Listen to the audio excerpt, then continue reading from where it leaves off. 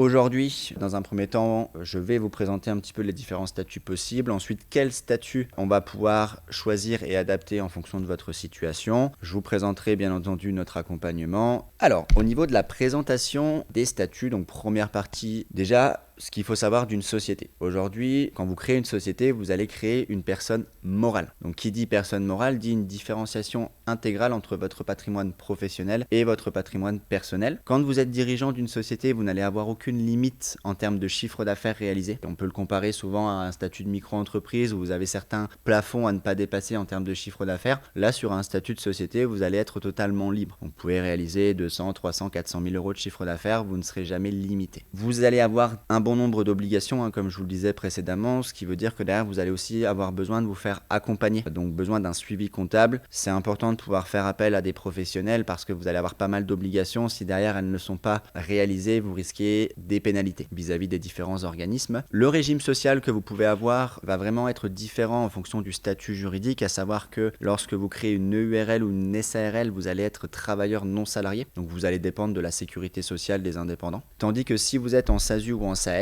vous allez être assimilé salarié. Ce qui veut dire que là, vous êtes au régime général de la sécurité sociale et du coup, vous cotisez comme un salarié cadre en entreprise. Alors, on va commencer par le fonctionnement d'une EURL/SARL. Pour vous donner un petit peu la différence aujourd'hui entre une EURL et une SARL, il n'y en a pas beaucoup. C'est simplement que la SARL, vous êtes au minimum 2 associés. Donc, lorsque vous êtes seul, on va parler de EURL. Lorsque vous êtes au minimum 2, on va parler plutôt de SARL. Aujourd'hui, au niveau du fonctionnement, vous allez voir qu'il y a beaucoup de similitudes entre l'EURL et la SASU, à savoir que vous allez pouvoir encaisser du chiffre d'affaires. À ce chiffre d'affaires, vous allez pouvoir déduire toutes les charges liées à votre activité professionnelle. Donc, quand on parle de charges aujourd'hui en société, c'est toutes les charges qui vont être liées directement à votre activité professionnelle. Donc, ça peut être des charges mixtes. Si votre siège social est à votre domicile personnel, vous allez pouvoir vous rembourser une quote par loyer, une partie des charges locatives, de votre abonnement téléphonique, internet, mais également toutes les charges directement liées à votre activité ou à vos déplacements chez le client. Ça peut être de l'indemnité kilométrique, du frais de transport en commun, train, avion, passe Navigo pour les personnes qui sont en région parisienne, et après tout ce qui va être lié directement à vos déplacements. Donc lors de vos déplacements, si vous avez besoin de rester plusieurs jours chez le client, il y aura probablement des frais d'hébergement, des frais de bouche parce que vous aurez forcément besoin de vous restaurer, et ensuite tout ce qui va être lié plutôt au matériel dont vous avez besoin pour travailler sur votre activité. Une fois qu'on a déduit les charges de votre chiffre d'affaires, on va retrouver finalement une enveloppe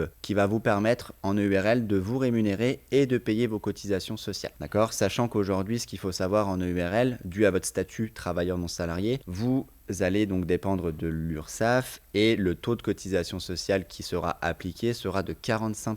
Ces 45%, ils sont vraiment appliqués sur votre rémunération nette. Donc ce qu'il faut savoir, si vous décidez de vous rémunérer 1000 euros, il faudra prévoir 450 euros de cotisation sociale que vous devrez payer à l'URSSAF. Une fois que la rémunération et les cotisations sociales sont déduites, on va retrouver votre résultat fiscal. On peut appeler ça également le bénéfice qui va être soumis à l'impôt sur les sociétés. Donc aujourd'hui, l'impôt sur les sociétés, il est calculé par système de tranche d'imposition. Donc vous allez être imposé à 15% jusqu'à 42 500 euros de bénéfice et 25% uniquement sur la partie supérieure. Ensuite, une fois que l'impôt sur les sociétés est déduit, vous avez votre résultat. Donc que ça soit un bénéfice ou un déficit, plusieurs possibilités, soit on les laisse en réserve de la société, ou sinon on peut se les dégager en dividende. Vous allez voir que le fonctionnement de la SASU/SAS est quasiment similaire. Encore une fois, la seule différence qui est quand même assez majeure, c'est le taux de cotisation sociale qui sera appliqué. Donc on était plutôt à 45% sur le URL, tandis que sur une SASU, là on est à 75% de cotisation calculée sur le salaire net toujours. Donc si on reprend le même exemple, 1000 euros de salaire net, le coût global entreprise sera de 1750 euros. Sinon, vous voyez que le fonctionnement est exactement le même. Vous encaissez le chiffre d'affaires, vous déduisez toutes les charges de fonctionnement. Vous pouvez passer aujourd'hui les mêmes charges que vous soyez en EURL ou en SASU. Et ensuite, donc, lorsqu'il vous reste du bénéfice, vous avez toujours cet impôt sur les sociétés qui est à payer, et ensuite vous pouvez donc soit dégager des dividendes, laisser finalement les bénéfices en réserve de la société, et vous pouvez même également, si vous le souhaitez, investir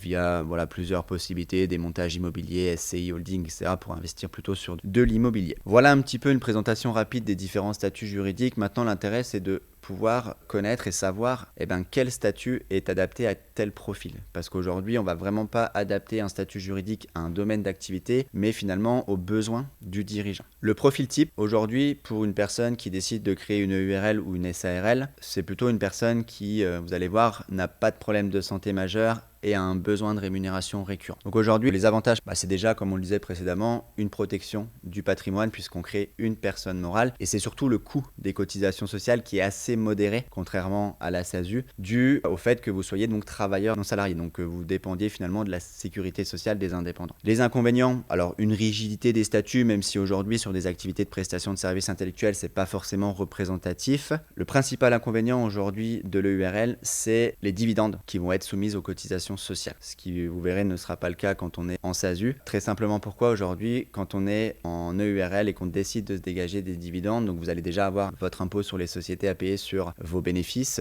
et ensuite vous allez avoir une partie cotisation sociale sur le même taux que la rémunération et ensuite vous avez la partie impôt sur le revenu. Donc vous avez quasiment une triple imposition sur la prise de dividendes en EURL, ce qui fait que c'est plutôt intéressant aujourd'hui sur ce statut de pouvoir vous dégager de la rémunération que des dividendes. Donc pour résumer, aujourd'hui une EURL, ça convient à une personne, comme je vous le disais, qui a un besoin de rémunération récurrent, notamment par rapport au fait que les cotisations sociales sont plutôt modérées sur ce statut-là. Une personne qui n'a pas de problème de santé majeur, alors ça c'est très important à l'avoir en tête parce qu'aujourd'hui, étant donné que vous payez un petit peu moins de cotisations sociales, vous êtes moins bien couvert. Alors cette couverture, elle peut être totalement complétée par des contrats privés. En fait, c'est ce qu'on appelle des contrats de loi Madelin. Simplement, ces contrats sont soumis à questionnaire de santé. Ça veut dire que si vous avez vraiment de gros problèmes de santé, soit vous êtes inassurable vis-à-vis des compagnies d'assurance, ou soit les contrats vont vous coûter très cher. Et c'est un statut qui n'est pas forcément optimal pour une personne qui est en fin de carrière, très simplement parce qu'en fait, cette personne n'a pas besoin de maximiser ses revenus, puisque elle a déjà assez cotisé. Ses 25 meilleures années sont plutôt derrière elle, donc le but, c'est peut-être de se dire, je vais jusqu'à mon âge de départ en retraite avec un salaire modéré et ensuite je peux me dégager uniquement des dividendes une fois que je suis directement retraité. Donc voilà un petit peu le profil type pour une personne qui décide de partir en EURL. Si on parle au contraire de la SASU SAS, ce qui est avantageux et hyper intéressant, c'est de partir sur ce statut-là pour une personne qui n'a pas besoin de se dégager de salaire à travers sa société. Donc une personne qui est soit salariée en parallèle, soit indemnisée par France Travail, ou une personne même qui est directement retraitée. Pourquoi ? Parce qu'en fait, la SASU, lorsqu'on ne se dégage pas de salaire, nous permet d'éviter de payer des cotisations sociales minimum, ce qui n'est pas le cas en EURL. On parle de souplesse de statut, toujours un peu plus intéressant et un peu plus souple quand on est en SASU. Et donc, comme je vous le disais tout à l'heure, contrario à l'EURL, où les dividendes ne sont pas soumis à cotisations sociales. En fait, les dividendes aujourd'hui en SASU, SAS, elles sont uniquement soumises à flat tax. Donc la flat tax, c'est 30% d'imposition, vous avez 17,2 de prélèvements sociaux obligatoires et 12,8 d'impôt sur le revenu. Les inconvénients, des coûts de création qui sont potentiellement un petit peu plus élevés si le créateur veut personnaliser ses statuts. Et surtout, le principal inconvénient, c'est le coût des cotisations sociales, les 75% qui sont quand même assez élevés dû au statut d'assimilé salarié. Donc comme je vous le disais, aujourd'hui, ce statut-là, ça convient vraiment à une personne qui a une source de revenus en parallèle. Alors quand on parle de source de revenus en parallèle, il faut l'avoir en tête, c'est une source de revenus qui lui permet aussi de cotiser et de valider ses trimestres de retraite. Parce qu'une personne qui a probablement uniquement par exemple des revenus locatifs, il faut savoir que ces revenus locatifs, ça lui permet d'avoir du pouvoir d'achat, mais ça lui permet pas de cotiser ni de valider ses trimestres de retraite. Donc c'est bien d'avoir cette source qui derrière le permet, parce que vous n'allez pas le faire directement avec la SASU. Très intéressante pour la prise de dividendes, donc ces personnes qui ont cette source de revenus, on va finalement uniquement se rémunérer une fois par an avec des dividendes. C'est optimal pour une personne qui est à l'approche de la retraite, ça rejoint ce que je disais précédemment, où on va se verser un minimum de salaire tout en étant au régime général, donc en ayant une très bonne couverture pour justement aller jusqu'à l'âge de retraite et valider les derniers trimestres de retraite. Et c'est également important pour une personne qui a de gros problèmes de santé, parce qu'on ne pourra pas mettre en place des contrats complémentaires si on va sur une EURL. Voilà un petit peu les avantages et inconvénients des deux principaux statuts juridiques. Pour résumer, et quelques pistes pour se décider et adapter finalement tout ça à chaque profil. Donc le statut social en EURL, on est travailleur non salarié, en SASU on est assimilé salarié. La protection du patrimoine, elle est exactement la même. Vous allez être limité à vos apports que vous soyez en EURL ou en SASU. Vous pouvez optimiser fiscalement votre résultat de la même manière sur les deux statuts, donc vous allez pouvoir déduire exactement les mêmes charges sur ces deux statuts. Le taux de cotisation sociale, là, il est totalement différent. On est à 45% de la rémunération en EURL versus 75% en SASU. Donc à savoir qu'en EURL, on appelle ça de la rémunération et en SASU, on appelle ça du salaire. Pourquoi ? Parce qu'en SASU, vous êtes obligé d'établir un bulletin de salaire. D'accord ? Vous avez une obligation sociale que vous n'avez pas quand vous êtes en EURL. La protection sociale et retraite, donc vous êtes considéré comme non-cadre en EURL. Par contre, là, vous êtes cadre en SASU. Et le versement des dividendes qui est possible sur les deux statuts juridiques, un petit peu moins intéressante forcément en EURL puisque vous avez les 45% de cotisation sociale, tandis que de l'autre côté, avec la flat tax, vous avez les 17,2 de CSG CRDS. Donc ça permet quand même d'avoir un petit peu moins d'imposition avec la flat tax sur la prise de dividendes en SASU qu'en EURL. On va pouvoir faire une petite comparaison avec deux typologies de profils. Vous allez voir qu'on va comparer un petit peu la situation de Jean qui a 40 ans, qui vient de quitter son CDI via une rupture conventionnelle, donc qui derrière va pouvoir être indemnisé via France Travail, donc qui finalement va avoir une source de revenus en parallèle. Et on va faire une comparaison avec Pierre qui lui par contre vient de démissionner. Quand on démissionne, malheureusement derrière on n'a pas le droit à une indemnisation liée à France Travail, donc il va falloir qu'on puisse adapter le statut à son besoin, à savoir un besoin de rémunération mensuelle. Donc l'intérêt c'est de pouvoir comparer le URL avec une stratégie où on va prendre tout le bénéfice en rémunération pour maximiser son revenu versus une SASU où on va plutôt prendre uniquement des dividendes une fois par an tout en percevant son chômage en parallèle. D'accord ? Donc là à savoir qu'on s'est basé vraiment sur un chiffre d'affaires de 100 000 euros avec 10 000 euros de charge. Donc finalement un bénéfice de 90 000 euros. Donc on va pouvoir vraiment comparer, vous allez voir la stratégie est totalement différente et le fonctionnement va être totalement différent en fonction des deux situations. Dans la colonne de gauche, vous avez la situation d'une personne qui part en EURL. Donc comme vous le voyez, on retrouve vraiment l'enveloppe entreprise. Donc l'enveloppe entreprise, c'est finalement aujourd'hui votre bénéfice, les 100 000 euros de chiffre d'affaires moins les 10 000 euros de charge, versus la SASU, où là, on va vraiment tout prendre en dividende. Donc comme vous le voyez, sur la colonne de gauche en EURL, sur une enveloppe de 90 000 euros, eh bien, le dirigeant pourrait se rémunérer à hauteur de 61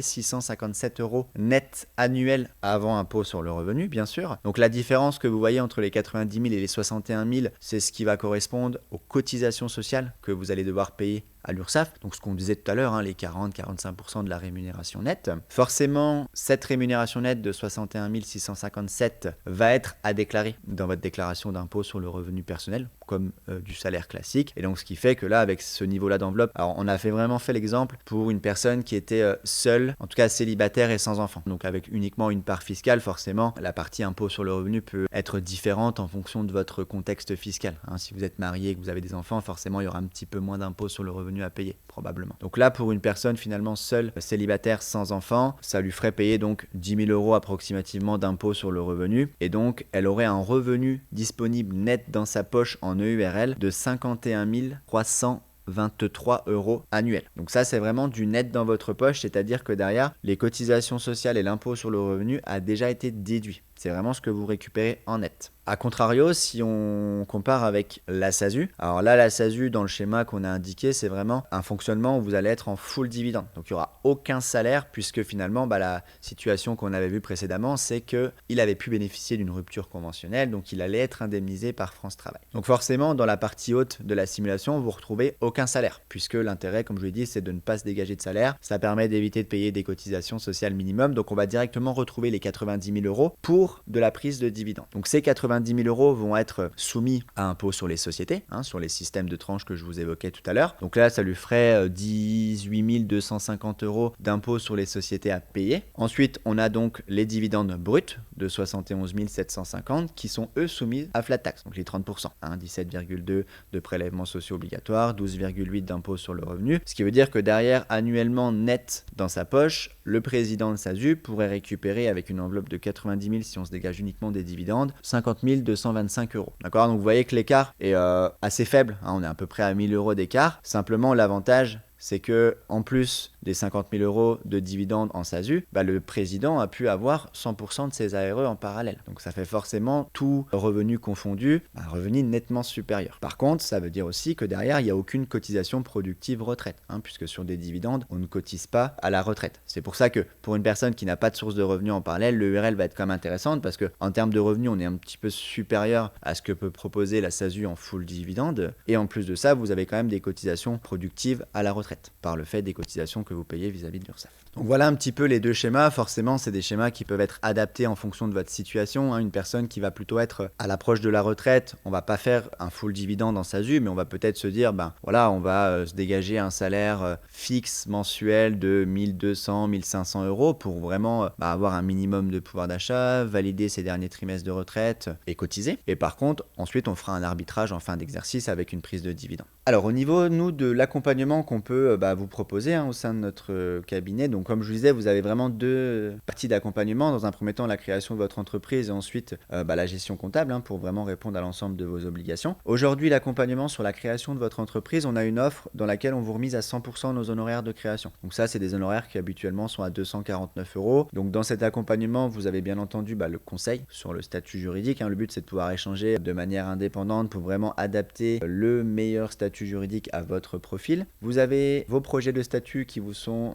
réalisés en 24-48 heures. On rédige bien entendu ensuite les statuts définitifs. Vous avez une assurance anti-rejet. Donc ça, il se peut des fois que le greffe rejette quelques dossiers. L'avantage d'avoir une assurance, c'est que ça ne vous coûtera aucun frais supplémentaires. Et vous avez également une avance des frais de tiers. Donc les frais de tiers, aujourd'hui, c'est les frais légaux obligatoires que vous avez pour immatriculer une société en France. Pour l'annonce égale et les frais de greffe, approximativement, que ce soit sur une URL ou une SASU, on est sur 200 euros hors taxe. Donc l'avantage de cette avance, c'est qu'en fait, on va nous directement vous les avancer, donc vous n'aurez pas à les payer à titre personnel et on pourra directement ensuite les passer en charge de votre société. Donc pas à les avancer, ensuite on peut les optimiser en les passant directement en charge. Ensuite, une fois que votre société est immatriculée, vous allez devoir répondre à 3 types d'obligations. Donc des obligations comptables, fiscales et juridiques. Donc nous, on a un accompagnement mensuel qui est à 99 euros hors taxe par mois qui va vous permettre de répondre à vos obligations comptables et fiscales. Donc là, on va pouvoir retrouver vos déclarations de TVA, votre bilan, le compte de résultat, votre liasse fiscale, la réalisation du solde d'impôt sur les sociétés s'il y a. Vous allez également avoir 2 conseillers dédiés à votre structure. Donc l'intérêt, c'est d'éviter de passer par un standard, une plateforme. Ça sera toujours les 2 mêmes personnes qui vont vous accompagner. Vous aurez nos coordonnées directes et vous pourrez nous poser des questions dès que vous en avez. En termes de fonctionnement, on travaille donc, comme je vous le disais précédemment, avec les outils de notre partenaire Time qui va vous permettre d'avoir des modules qui vont vous permettre de gérer et piloter l'entièreté de votre société. Donc à savoir que les applications de Time aujourd'hui sont disponibles en version web ou en version mobile. Et dans ces 5 modules, vous allez avoir un module de devis et de facturation, un module qui vous permettra de prendre en photo vos justificatifs de dépenses ou vos notes de frais, un module vous permettant de vous rembourser des indemnités kilométriques, un module qui vous permettra une dématérialisation de vos justificatifs. Donc tout ce que vous allez insérer dans Time en termes de justificatifs vaudra original en cas de contrôle fiscal et vous n'aurez pas besoin de conserver les justificatifs papier pendant 10 ans. Et le dernier module, c'est le compte professionnel de Time. Donc le compte professionnel de Time aujourd'hui va vous permettre d'avoir un RIB français au nom de la société, une Mastercard professionnelle avec la possibilité de faire des paiements, des virements, des retraits en illimité et sans frais. Donc ça, c'est première partie de l'abonnement, c'est mensuel, c'est sans engagement, comme je le disais précédemment. Et une fois par an, vous avez donc une obligation supplémentaire. Cette obligation, elle est juridique, donc c'est votre assemblée générale. C'est là où on va décider ensemble justement de ce qu'on fait des bénéfices restants à la société. Est-ce qu'on les sort en dividendes? Est-ce qu'on les investit? Est-ce qu'on les laisse en réserve? Vous avez également tout ce qui va être approbation des comptes par l'expert comptable, le rapport de gestion et le dépôt des formalités auprès du greffe. Donc ça, c'est vraiment une fois par an après votre clôture, facturé à 149 euros hors taxe, hors frais obligatoire. À savoir aujourd'hui qu'on a une offre de parrainage. Donc si vous êtes pas client au sein de l'expertcomptable.com ou si vous connaissez dans votre entourage des personnes qui souhaitent se lancer, on a une offre de parrainage qui permet aux parrains et aux filleuls d'avoir 1 mois de remise sur notre accompagnement. À savoir qu'aujourd'hui, l'expertcomptable.com, ça je ne vous l'ai pas cité, mais on est un cabinet qui est assez spécialisé en termes de suivi d'activité, c'est-à-dire qu'aujourd'hui, on accompagne uniquement les prestataires de services purement intellectuels, donc les coachs, les formateurs, les consultants, les développeurs, mais également les personnes qui souhaitent se lancer sur une activité de e-commerce. Donc ça, voilà, c'est vraiment notre cible. En tout cas, si vous avez un projet qui sort un petit peu de ce cadre d'activité-là, vous pouvez malgré tout nous contacter et on pourra vous mettre en relation avec un cabinet partenaire qui pourra bien entendu vous accompagner et qui a exactement la même philosophie que nous. Donc si vous avez de votre côté un projet de création d'entreprise, si vous avez besoin d'échanger sur votre situation, si vous vous posez la question d'un passage en société, n'hésitez pas à nous contacter. Vous pouvez directement nous contacter via notre site internet. Généralement, vous avez un petit formulaire de prise de contact et on vous rappelle très rapidement, vous serez mis en relation avec un conseiller qui pourra vous accompagner, vous conseiller un petit peu sur les différentes structures en fonction de votre situation. Vous pouvez également nous retrouver sur les réseaux sociaux. On essaye d'apporter de manière assez continue continu, pas mal d'éléments, d'informations sur les nouveautés, sur les charges, sur les statuts juridiques. Donc ça, vous pouvez vraiment nous suivre sur YouTube, LinkedIn, Instagram, TikTok. On essaie vraiment d'apporter de manière très continue du contenu pour vous mettre aussi à jour sur les nouveautés parce que forcément les règles évoluent. Vous pouvez également découvrir quelques ateliers que l'on anime en visio sur vraiment les sujets cruciaux de la vie d'un entrepreneur. Donc ça comprend la comptabilité, la création d'entreprise, les optimisations, donc quelles charges vous allez pouvoir déduire de la société, la protection sociale parce que c'est aussi un sujet qui est très très important lorsqu'on souhaite se lancer. Est-ce qu'on va être bien couvert? Est-ce qu'on cotise au chômage? Donc ça, c'est tous des sujets qu'on va pouvoir vraiment aborder lors de ces ateliers. Donc vous avez un petit QR code, vous pouvez le scanner, ça vous permet d'avoir vraiment le listing des différents ateliers qui vont intervenir et derrière vous pouvez vous y connecter sans aucun problème. Voilà en tout cas pour ce webinaire, c'était un plaisir de pouvoir vous présenter un petit peu les différentes possibilités, les différentes solutions, les différents statuts juridiques et puis surtout n'hésitez pas à nous contacter, nous on reste totalement disponible et on est là vraiment pour vous accompagner. Écoutez, moi je vous souhaite une excellente fin de journée et puis je vous dis à bientôt chez l'expertcomptable.com.